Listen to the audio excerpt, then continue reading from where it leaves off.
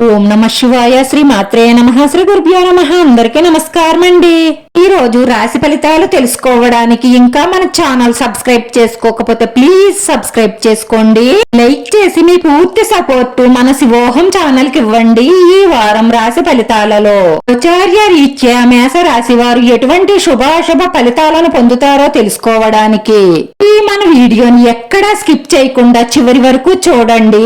మీరు ప్రతిరోజు కలలో ఊహించుకుంటున్నటువంటి మీకు నచ్చినటువంటి ఒక స్త్రీతో ఈ వారంలో మీ మనసులో ఉన్న మాట చెప్పేయాలని ఫిక్స్ అయిపోతారు. ఇలా చెయ్యడానికి ఇది సరైన సమయం.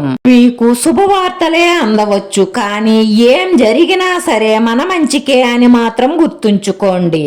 మీకు విష్ణు సహస్రనామ పారాయణం చెయ్యడం వల్ల శుభ ఫలితాలు కలుగుతాయి, శుభవార్తలు అందుతాయి, మీకు అనుకూలమైన ఫలితాలు ఉంటాయి. వృత్తి ఉద్యోగాలలో లాభాలుంటాయి.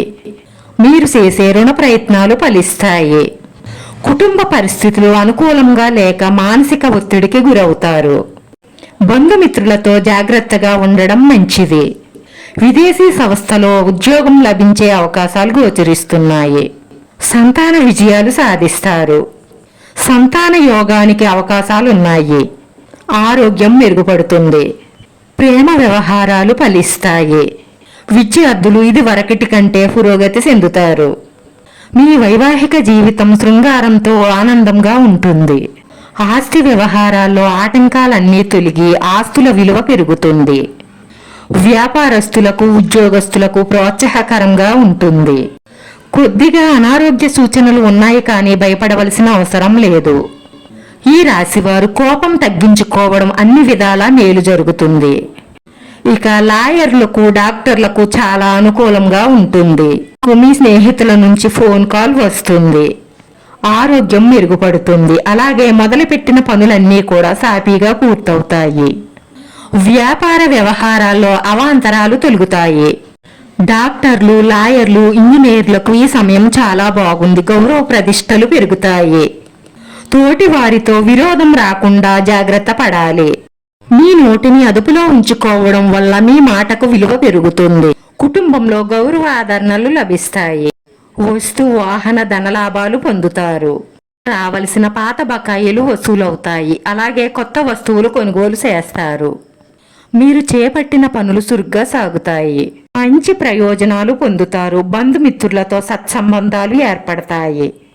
కొత్త స్నేహాలు, పరిచయాలు ఏర్పడతాయి.